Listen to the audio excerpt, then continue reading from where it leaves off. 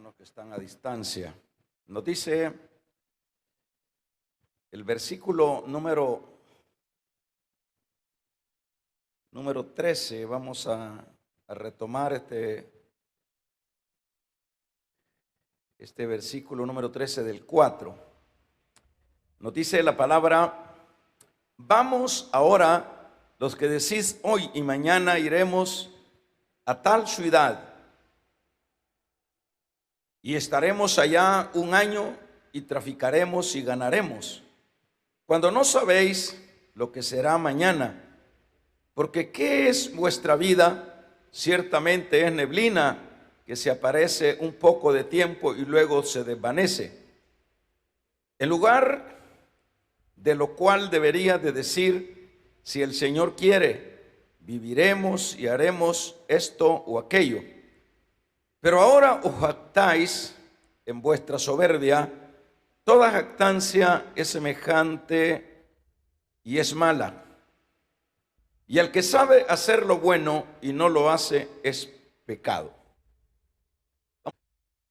Debemos de poner en práctica la palabra.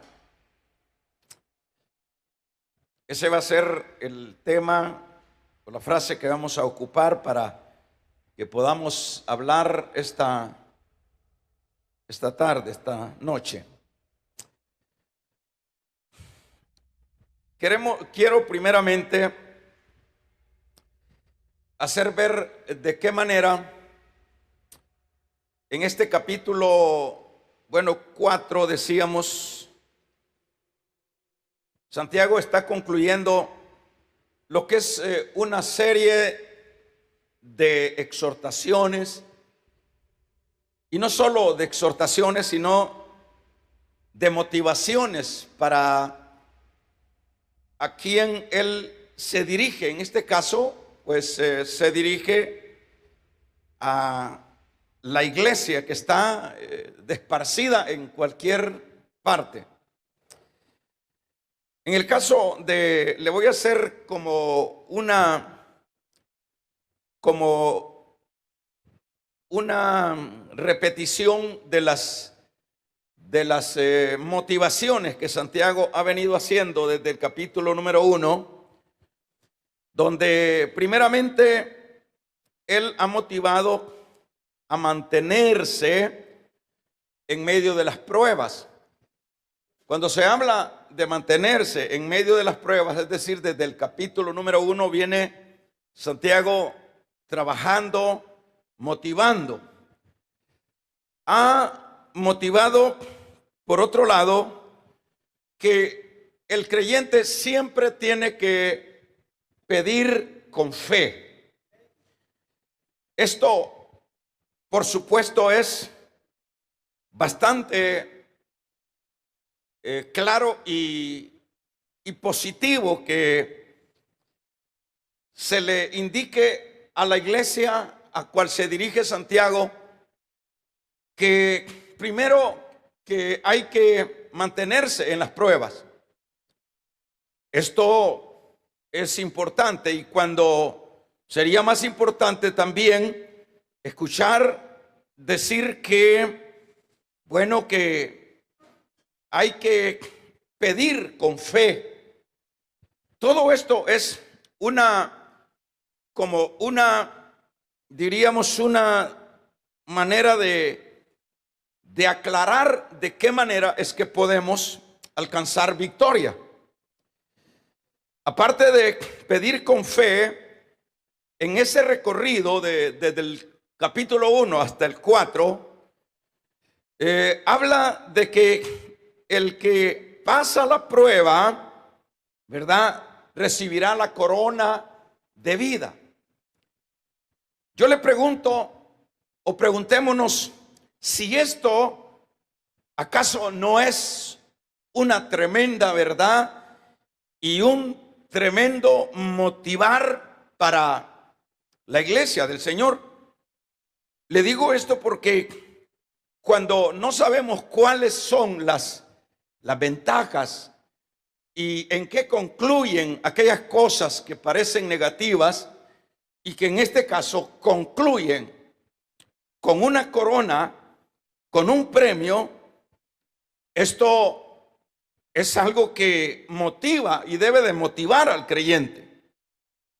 En este caso, ha venido hablando de, en cuanto a exhortación, de que hay que cuidarse de la misma concupiscencia que hay en el corazón de la persona. Entonces, cuando hemos escuchado esto, ya lo hemos enseñado, por supuesto, que hay que estar siempre atento a no caer dentro de lo que es la concupiscencia, que ya lo enseñamos, que dice que se aloja en el ser, y lo que produce es como diríamos, como un engendro, la concupiscencia, y lo que da a luz es muerte. Todo eso es tan importante para la iglesia del Señor, que entonces dice uno, bueno, si yo me dejo cautivar por la concupiscencia, que obviamente siempre va a estar en la vida de cada creyente, aun cuando nosotros hayamos sido ya justificados. Entonces, cuando uno escucha que alguien le dice, mire, tenga cuidado de la concupiscencia, porque la concupiscencia está en el mismo ser, y cuando esta, luego de que engendra, da a luz la muerte. Eso es como que le digan a uno, mire, no se vaya a ir por ese lado porque ahí lo están esperando para matar. ¿Es bueno eso o es malo? Es un hecho que es bueno el que haya una alerta. Ahora, también debe de saberse que todo, dice Santiago, lo bueno, todo lo bueno viene de arriba.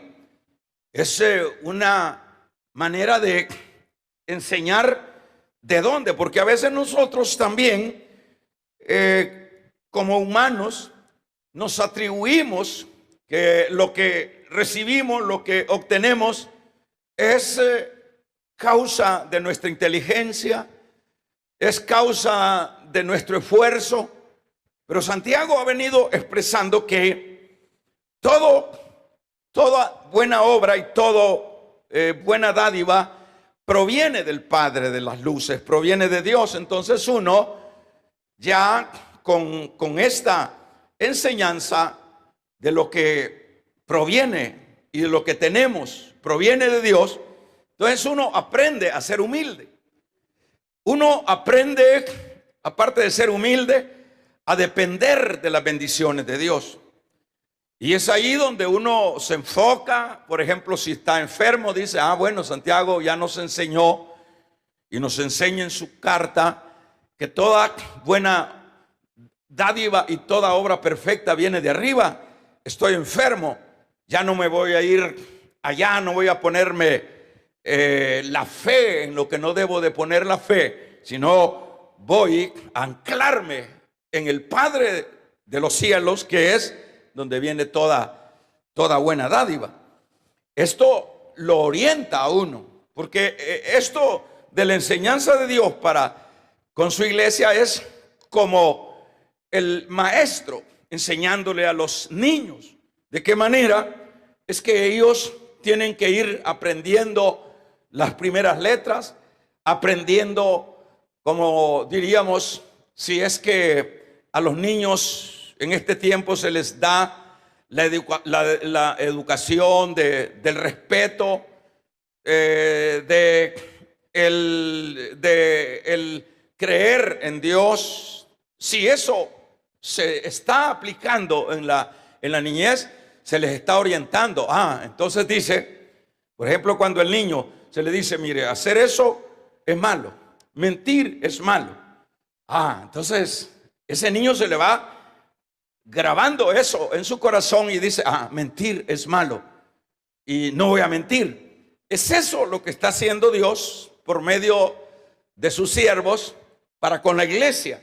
Le está diciendo, todo lo de arriba, todo lo bueno viene de arriba. Ah, todo lo bueno viene de arriba. Entonces voy a pedir de arriba. Entonces voy a poner mi fe ahí arriba, ¿verdad?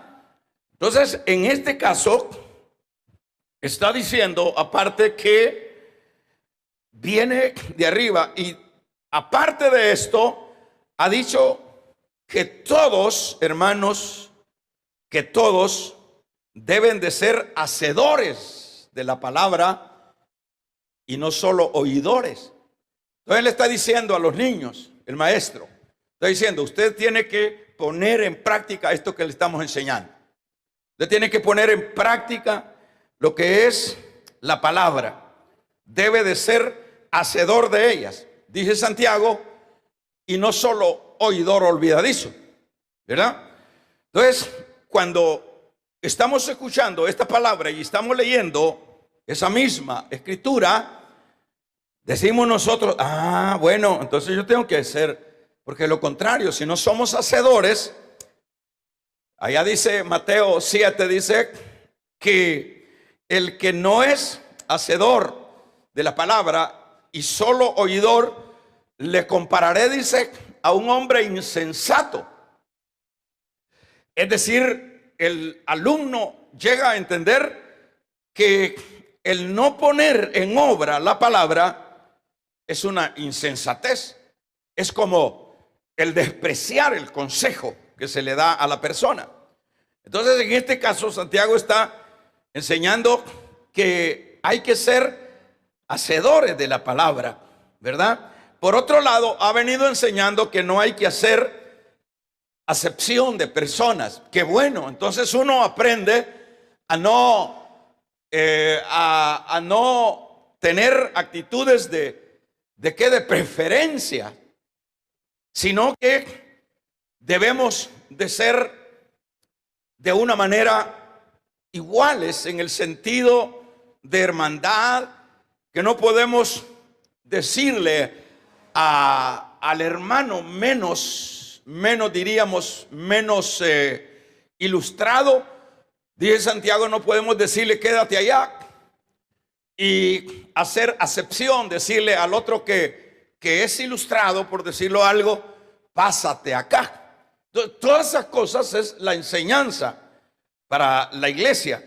Ahora también habla de que no hay que matar, ni tampoco dice que se debe de llevar al adulterio, porque por lo menos alguien dice, bueno, yo no he matado, pero está cometiendo lo que es una infidelidad conyugal.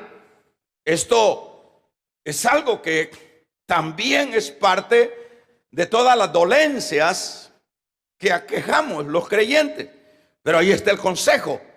Por otro lado, está hablando que la fe sin obras, ya lo hemos enseñado, que la fe sin obras no funciona. Y en este caso no es que Santiago está contradiciendo la doctrina de Pablo, porque Pablo, pues su postura doctrinal es que el justo por la fe vivirá, y eso pues es una expresión antigua, pero Santiago está diciendo que sin obras la fe es muerta. ¿En qué sentido? Ya lo enseñó, ya lo aprendimos, ya lo estudiamos precisamente acá en la iglesia, cuando pasamos por ahí. Cuando habla de que la fe sin obras es muerta, está hablando de que no es que hay que hacer obras para salvarse, sino que las obras son el resultado de un corazón cambiado. Como el caso, diríamos, de Abraham, cuando le pidieron a Isaac, o lo pidió Dios. Ahí vemos la obra. ¿Por qué Abraham dio a Isaac?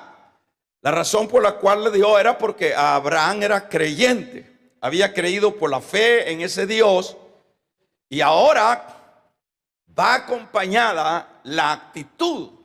Porque a veces uno dice, yo tengo fe, yo amo a Dios, pero siempre es necesario, de acuerdo a lo que ha enseñado Santiago, que eso se muestre con los hechos. Y eso ya lo enseñó. Por otro lado, ha hablado con respecto, hermanos, a la lengua, que la lengua es peligrosa, que la lengua es un miembro tan pequeño, pero que puede darle fuego al mundo.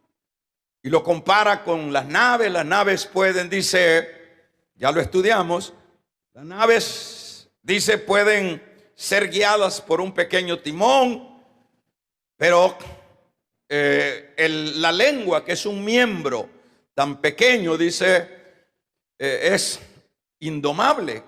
Pero no está diciendo Santiago que bueno, que no tiene remedio la lengua. Por supuesto que la exhortación que hace en esa deficiencia del creyente es que siempre cuando acudimos a Dios vamos a tener control de la lengua, vamos a tener dominio propio. No es que no tiene freno, claro que sí. Pero lo que dice Santiago es que si no acudimos al recurso de Dios, a la fe, al dominio propio, en verdad la lengua le va a dar juego al mundo. Porque con la lengua, hermanos, a veces no hay necesidad. Fíjense que es tan peligroso y es un asunto que lo andamos, pues todos tenemos lengua. Y con la lengua no necesariamente se requiere matar a alguien físicamente, pero con la lengua matamos la fe de alguien. Hacemos daño con una palabra. Entonces hay que tener control sobre la lengua. Ya lo hemos expresado. La amistad con el mundo es otro aspecto que Santiago también ya lo ha venido expresando, que el que se hace amigo del mundo se constituye enemigo de Dios. Y decíamos que la razón es porque el mundo fue el que crucificó, el que odió, el que pisoteó al Hijo de Dios. Y en esa lógica es donde ningún cristiano puede acompadrarse con el mundo, porque es ese mundo el que le dio la espalda al Señor.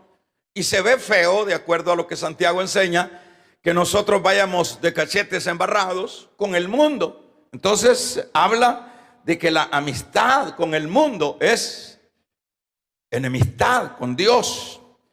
Ha hablado de el no juzgar.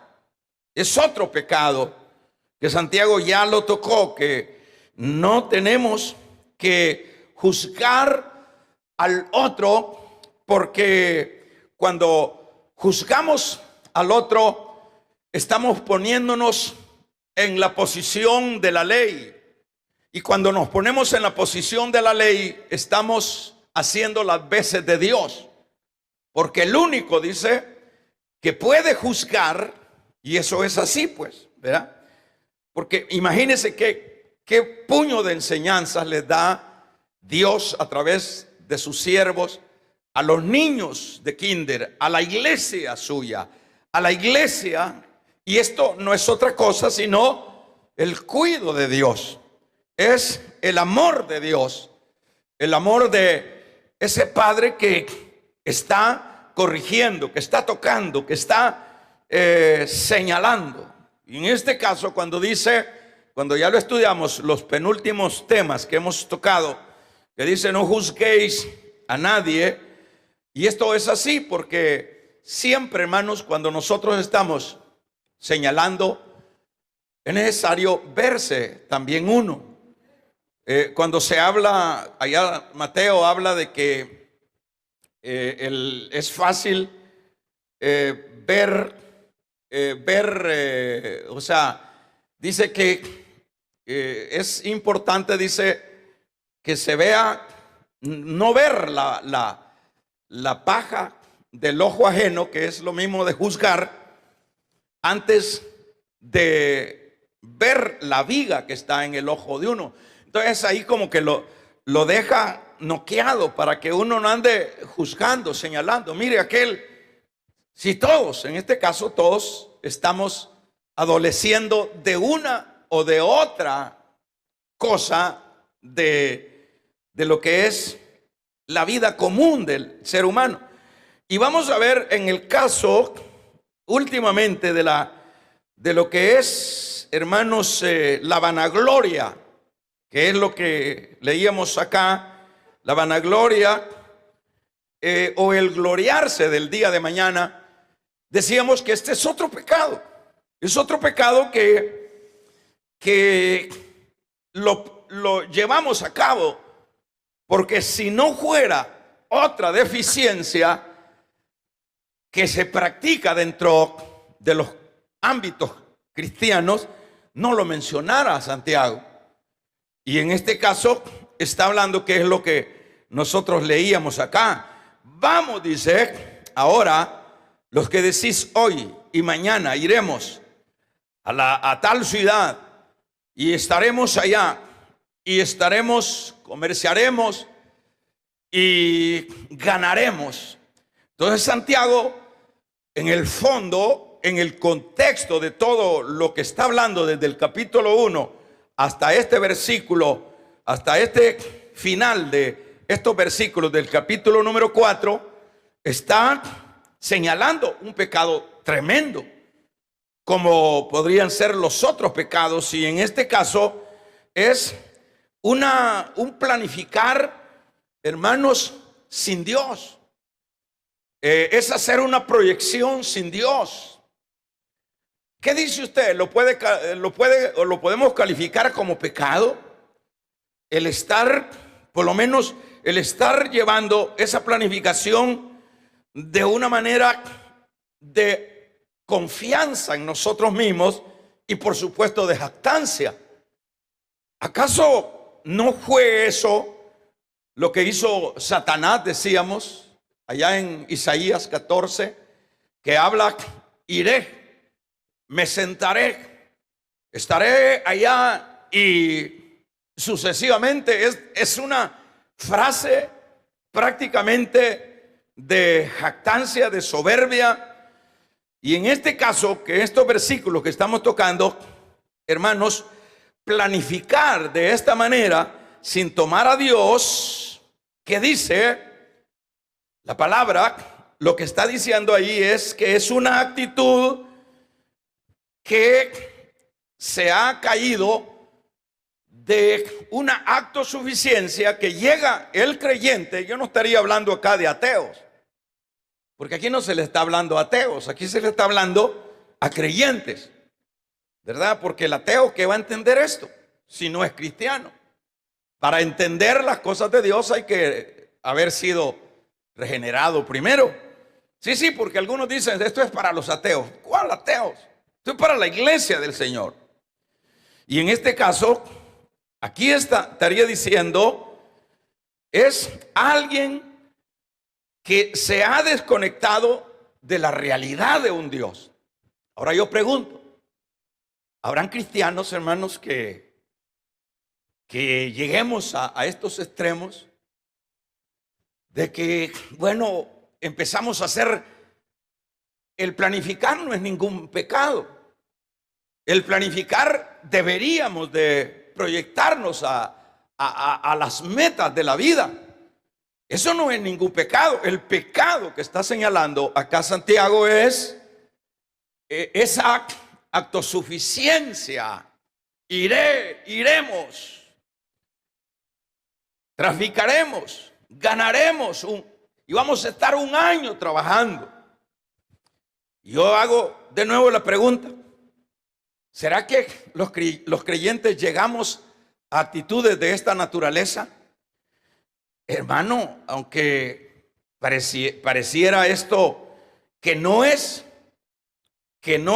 eso practicable dentro de la iglesia, hay cristianos que llegamos a eso, que hacemos todas nuestras proyecciones y hemos llegado, hermanos, a desconectarnos de la realidad de la existencia de un Dios, y que todos dependemos, todo lo que se mueve. Hemos llegado a desconectarnos de esa realidad, que todo lo que se mueve por la voluntad de Dios, y que todo está sostenido en la palabra de Dios.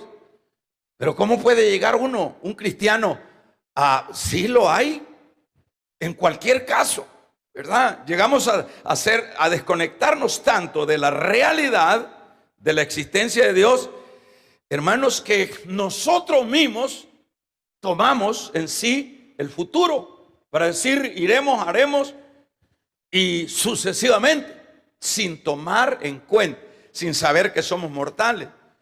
Santiago dice, sin saber que qué será el mañana.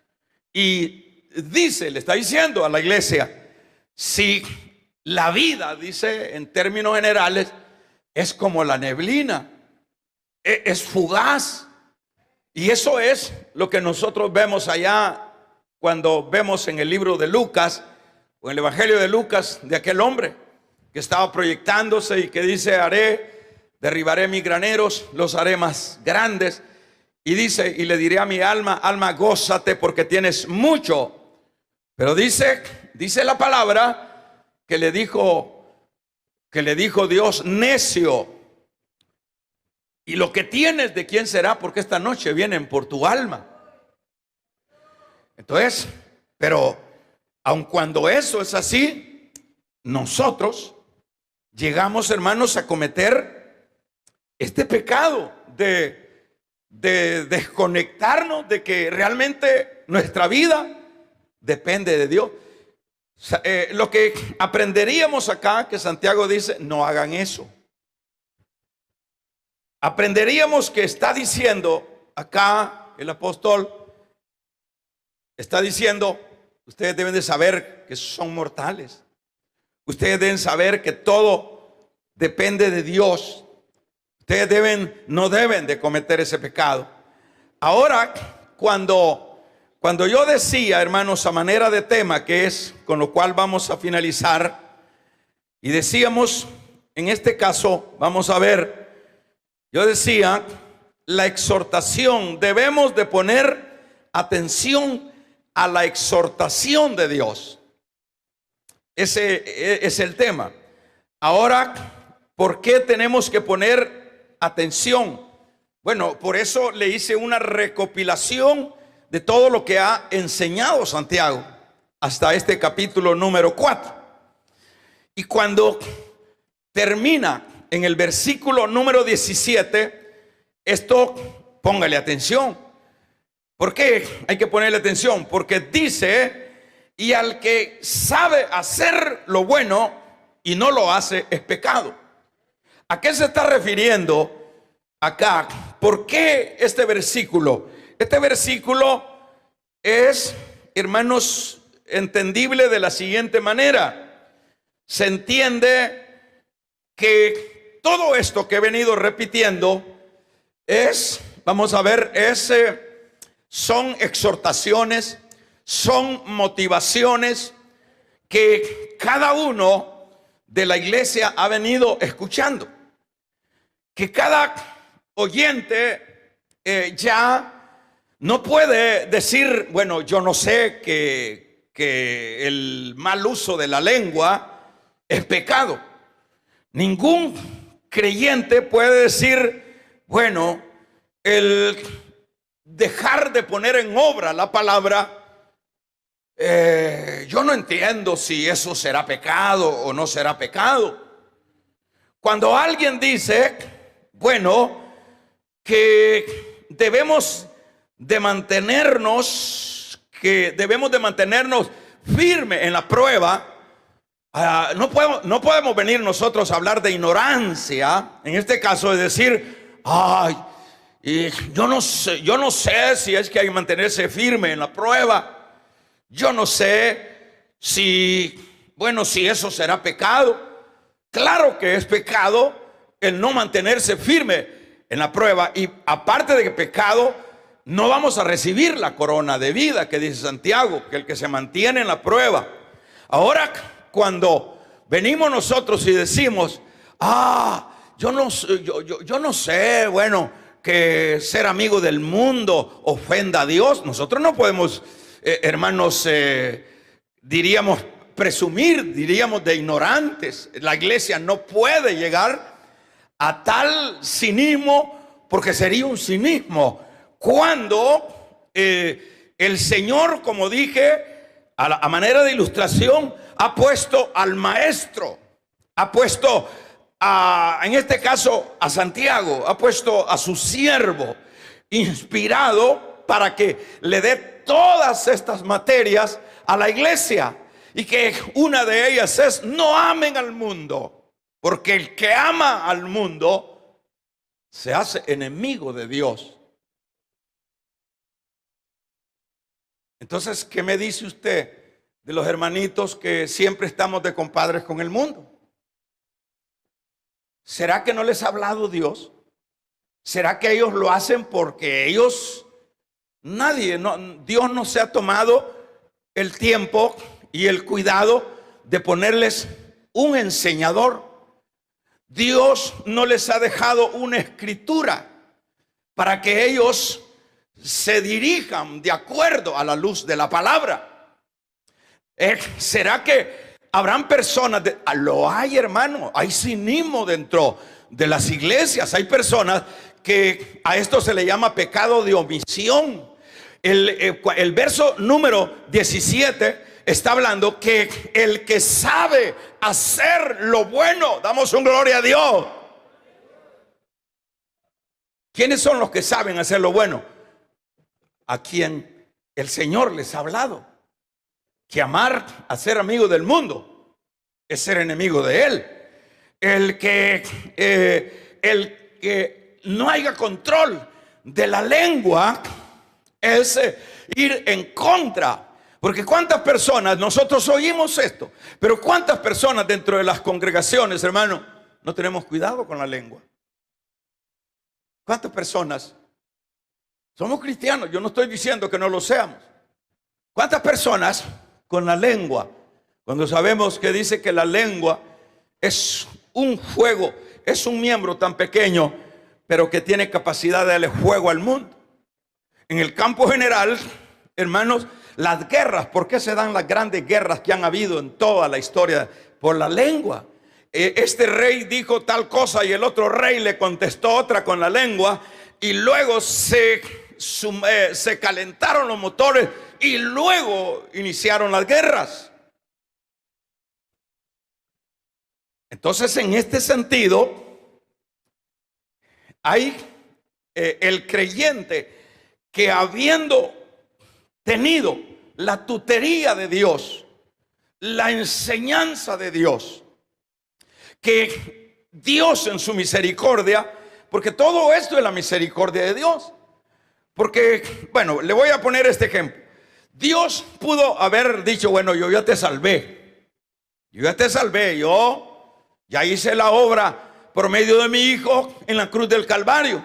Ahora mira vos qué haces. Eso no es lo que ha hecho Dios. Aparte de que nos salvó, Él nos prometió que nos enviaría el Espíritu Santo, el quien nos guiaría a toda justicia y a toda verdad, el que nos revelaría toda la verdad. En el capítulo número 4 y verso 11 de la carta a los Efesios dice: y Dios constituyó apóstoles, dice, evangelistas, profetas, pastores, maestros, para la edificación de la iglesia. Damos un amén, iglesia.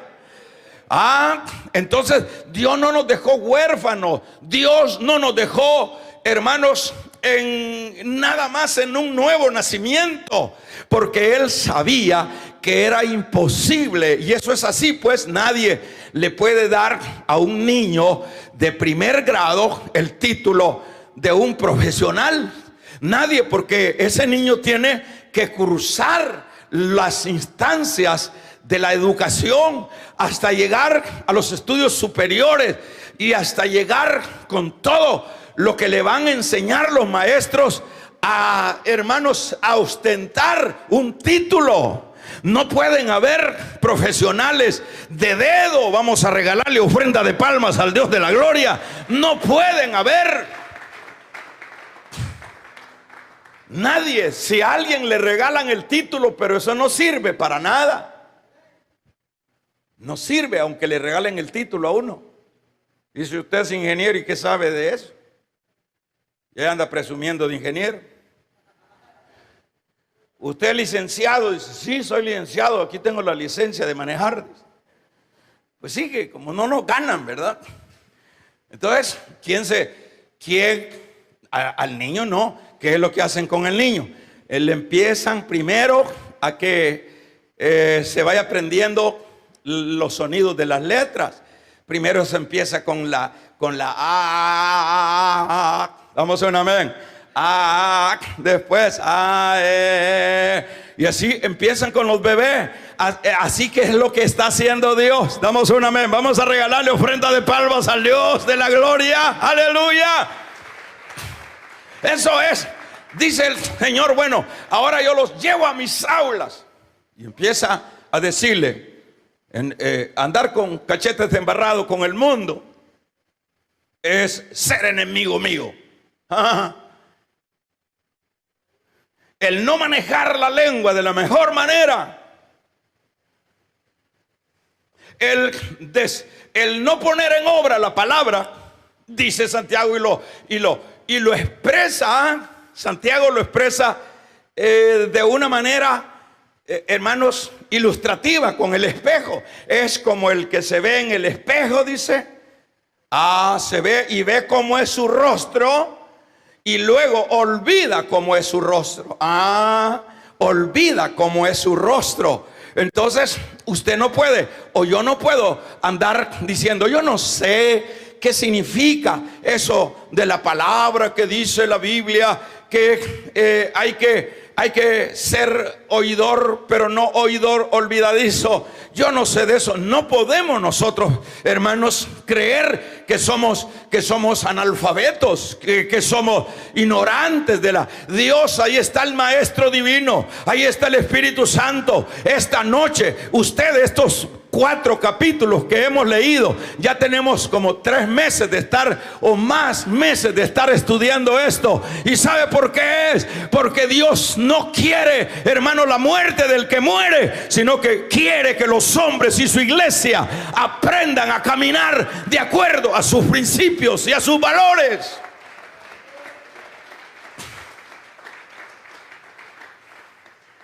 Se pensaría que luego de estos estudios ya no habrían chambrosos dentro de las iglesias. Se pensaría que ya no habría gente amiga del mundo. Pero ¿qué es lo que hay siempre? Siempre este miembro sigue operando. Pero sería bueno que operara de acuerdo a la voluntad de Dios, para bendecir y no para maldecir. Pero entonces el punto es que el maestro se da la tarea de enseñar, de enseñar, de enseñar. Se lo voy a repetir desde el principio, lo que le estuve recapitulando. Los motiva hermanos, los motiva a mantenerse en las pruebas. Usted cuando tira la toalla en la prueba, usted no puede tirar la toalla por falta de enseñanza. ¿Cuánta gente dice, ay, mire lo que me está pasando, yo ya no quiero nada? Pero no es porque no le haya enseñado el Señor a través de la palabra, que Él tiene que mantenerse en la prueba. Damos un amén. Que hay que pedir con fe. Usted no puede, mire que Dios no me da, ¿y por qué no me da? Yo tiro la toalla porque Dios no me da. Porque hay que pedir con fe. Entonces no podemos venir a decir, es que Dios no me oye, es que Dios no la tiene conmigo, es que Dios tiene preferencia. No, hijo, yo te he enseñado que allí en ese epístola de Santiago y en toda la Biblia, que el justo vivirá por la fe. Vamos a regalarle ofrenda de palmas al Dios de la gloria. Aleluya. ¿No te he enseñado que el que pasa la prueba recibirá la corona de vida? Tú lo sabes, tú no ignoras de eso. ¿Cuántos saben que, hermanos, el que pasa la prueba es el único que tiene la corona de vida? Allá lo vemos en las iglesias de Apocalipsis, las 7, ahí ahí el que venciere, el que venciere, el que venciere. Y no habla de fracasado. El que venciere es el que... ¿Cuál es la corona que se le da al siervo Job luego de pasar la prueba? Es su corona, es su recompensa.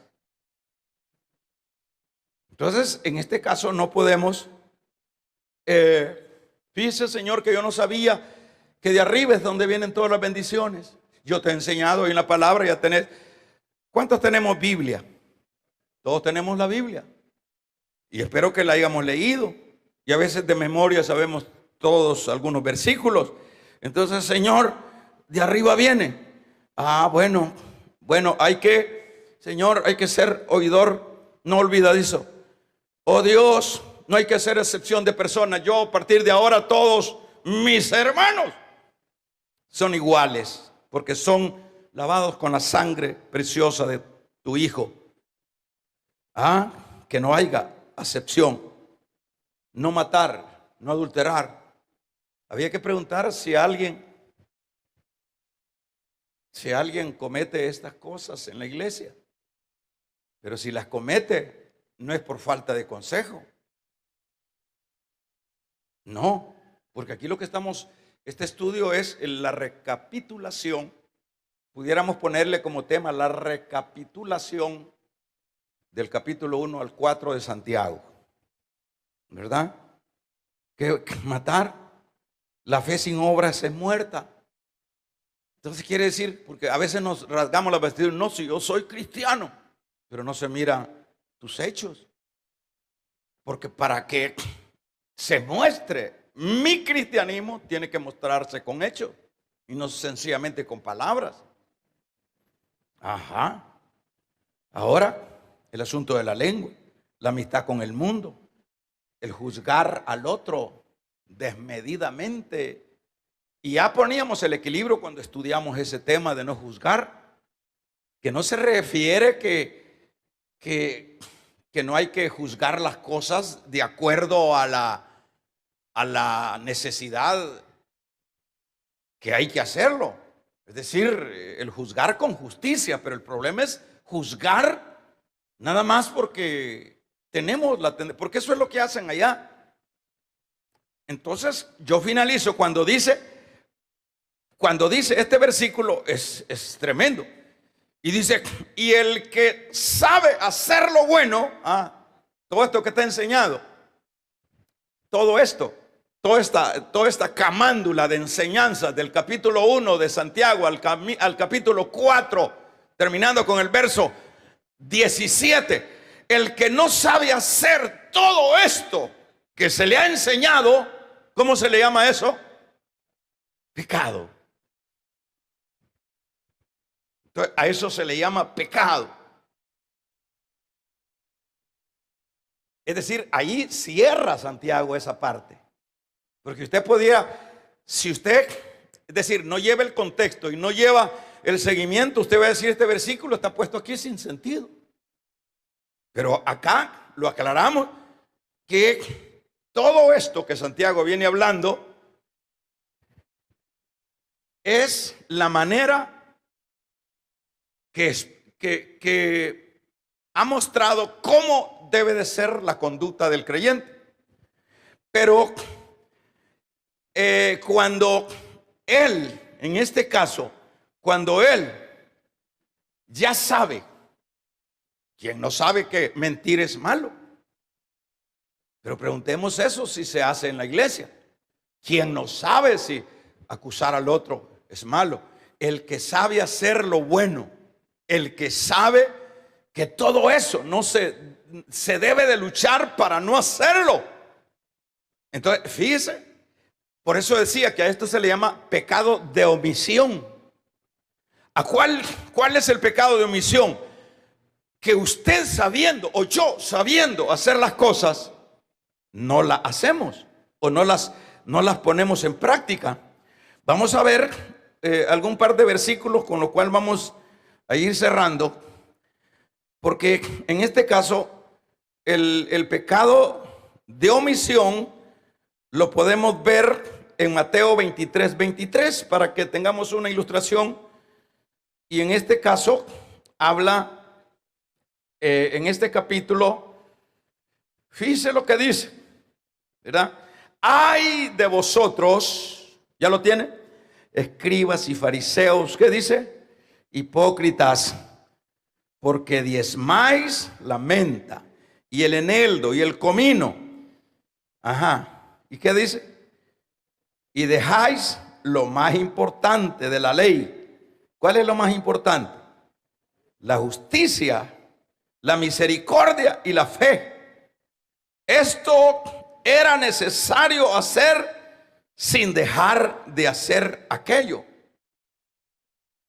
Fíjense qué importante. Esto se le llama pecado de omisión. El otro, pecado de comisión. Pero este es el pecado de omisión. Omite, no hace cuando sabe que hay que hacer las cosas. Por ejemplo, en este versículo 23 se está diciendo, bueno, fariseos, y le llama hipócritas. Ahora, la palabra hipócrita viene de la idea del griego, que es alguien, cuando en el idioma se le llama artista. Artista es similar o es igual a hipócrita. Entonces, cuando dicen ahí vienen los artistas, ahí vienen los hipócritas, porque ahí vienen los payasos, porque pues están mintiendo. Estos están haciendo las de payaso. Están presumiendo de que son los escribas. Los escribas eran los guardianes de la ley.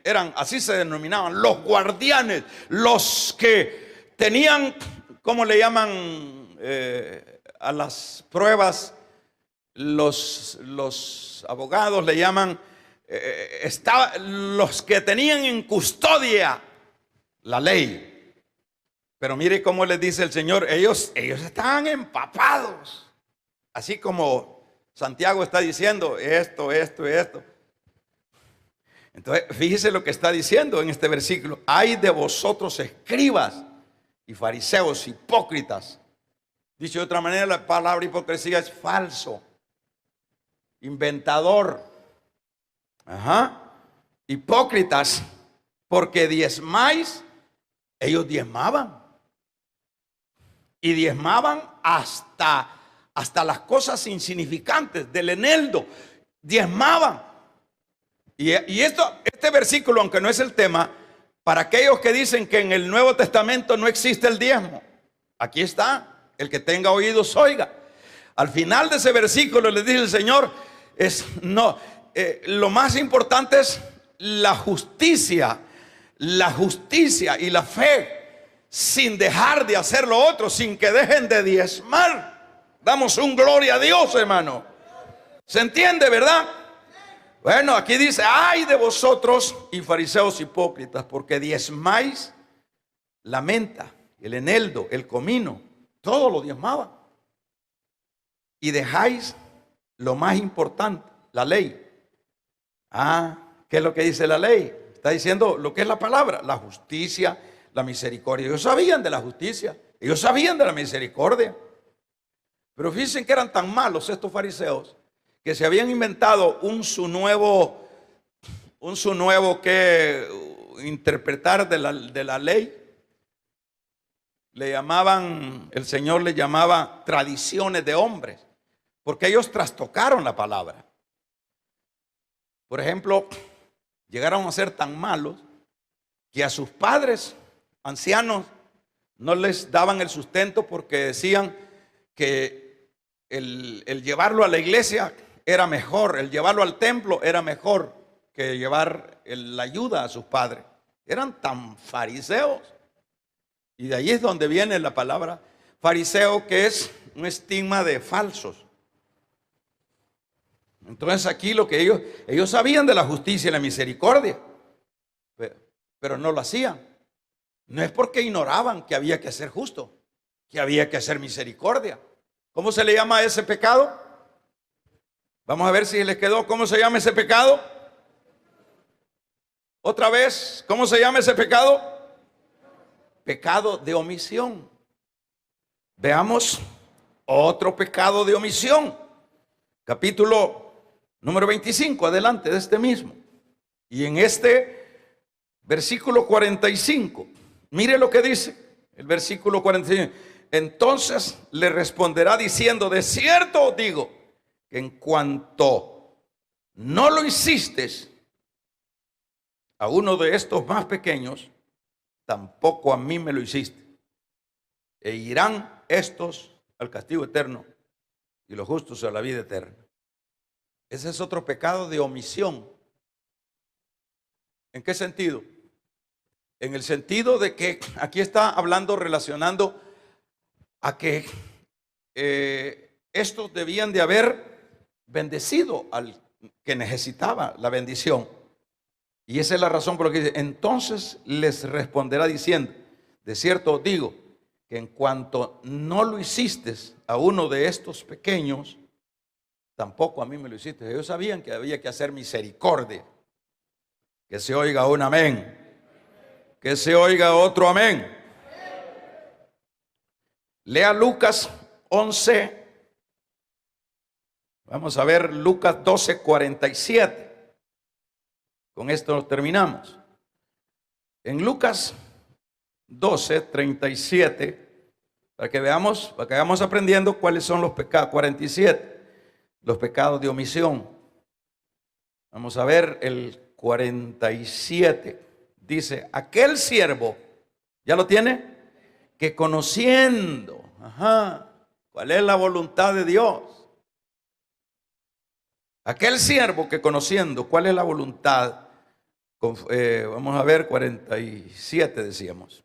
Aquel siervo que conociendo la voluntad de su Señor no se preparó e hizo conforme a su voluntad, recibirá muchos azotes. Pecado de omisión. Por eso es que uno no la puede andar tildando de ignorante, de que no sé que eso es malo. Alguien le puede preguntar a uno: mire, hermano, y echarte un cigarro es malo. Mire, hermano, y echarse una cerveza hoy en el tiempo de Año Nuevo es malo. Échesela y échele guaro también. Hermano, y voltear a ver a una mujer y codiciarlas era malo. A mí me dijo un pícaro de eso: mire, hermano, me dijo, eso yo lo reputo porque no creo que sea pecado ver la creación de Dios, esas muchachas y verlas. Es ver la creación de Dios. ¿Será pecado andar amontonando la novia ahí en medio de la gente? Hay que preguntar. Preguntan algunos: ¿será pecado, hermano? Los tontos se hacen. Vamos a regalarle ofrenda de palmas al Dios de la gloria. ¡Aleluya! ¿Cuántos alaban el nombre del Señor? Yo no sabía, hermano. ¿Para qué nos congregamos entonces? La razón de congregarnos, la razón de pasar por las aulas de la universidad es para graduarse, señores. La razón de congregarse en la iglesia es para aprender y no. Y yo boté el privilegio, hermano. Fíjese que dejé el privilegio. Y hay gente que ni pío hace. Hay cristianos, hermano. Hay cristianos que dejan los privilegios y a veces los ve uno en Estados Unidos. Y uno dice: Dios mío, y este era diácono, y este era diaconisa. Ni pío hicieron, ni dijeron: mire, me voy a ir. Terrible. Y dejan botadas las iglesias, ¿será pecado eso? Eso se llama pecado de omisión. Nosotros no podemos presumir de ignorantes. Vamos a regalarle ofrenda de palmas al Dios de la gloria. Aleluya.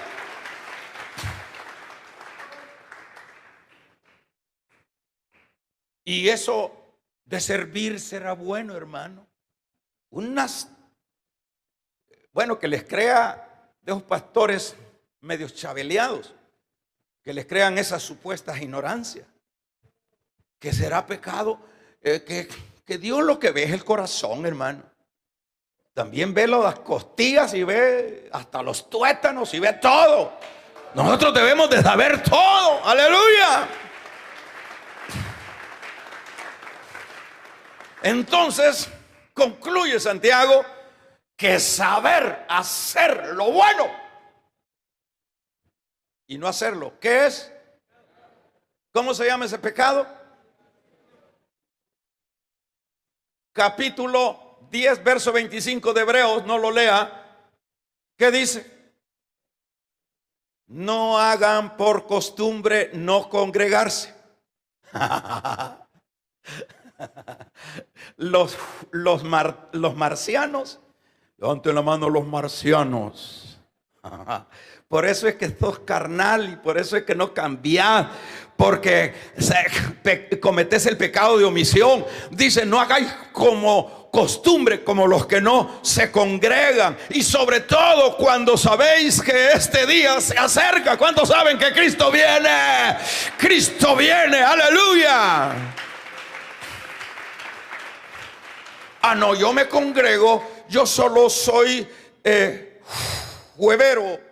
Vaya, jueveros. Por eso es que la gente no crece. Es como que quiera graduar, así de pelado, que quieras graduarte cuando saques una que otra materia en la universidad. Te pregunto si te has cursado alguna, si tenés un título, si tenés una carrera ya hecha, ¿cómo la ganaste? ¿Yendo de vez en cuando te roncaba la gana? Allá esos maestros en las universidades, allá no ruegan a nadie. El estudiante que no se mete y que llega a tomar café, ahí lo dejan. Eso no andan detrás, así como los pastores, congréguese por favor. Mayor problema tiene la gente así. Amén, amén. Así es que el que tenga oídos. ¿Cómo es la palabra, hermano? Oídos. Oiga. Así que no me le anda picando de inocentillo. Y andar tocando la novia donde no se debe tocar, ¿no has leído ahí la Biblia, pues? Que es mejor que el hombre, que el soltero no toque. Amén, amén. Aquí está todas las materias. Y aparte de que están escritas para que las leamos todos los días, el Señor tiene a sus Santiagos para que les den la clase todos los días que quieran. Y tiene su palabra, tiene su Espíritu Santo. Vamos a regalarle ofrenda de palma al Dios de la gloria. Levanten la mano los que se quieren graduar con coronas de vida. Ahí dice Santiago, soporta la prueba y recibirá la corona de vida. A los flojos no hay coronas. Esos se salvarán como por juego, dice Pablo. Vamos a ponernos de pie. Pónganse de